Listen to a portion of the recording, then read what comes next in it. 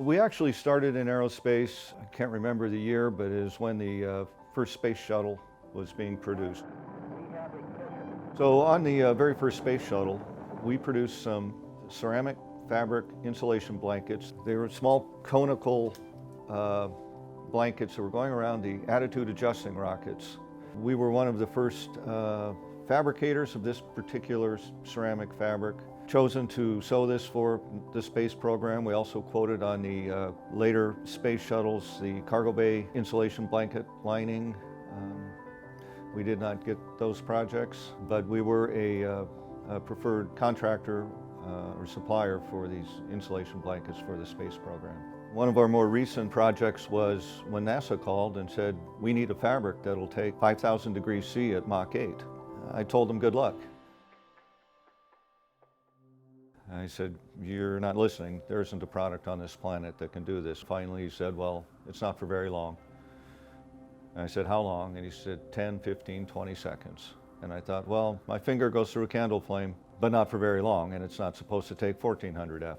So I mentioned if you take an ablative coating, such as silicone, put it on a high strength fabric woven from something such as Kevlar or Technora, the coating might sacrifice itself to protect the high strength fabric, and it might last that long at the speed and temperature. He says, great, now we're getting somewhere. Can you test it for me? And I said, you're NASA. I can't go that hot or that fast. He says, right.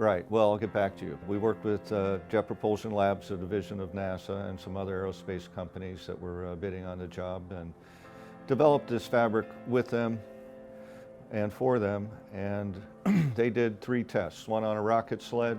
Then they did it again from a high altitude balloon. Went up to 60,000 feet, launched a rocket from there, and then deployed a payload off the rocket, and then launched the balut, which is what they produced with this fabric. They said that's going to work. This is to slow down the Mars lander for the 2020 rocket. It's an interplanetary decelerator. It's quite a feat. We're looking for success when this enters Mars atmosphere next year. But it was something that Mid-Mountain could do that none of our competitors could.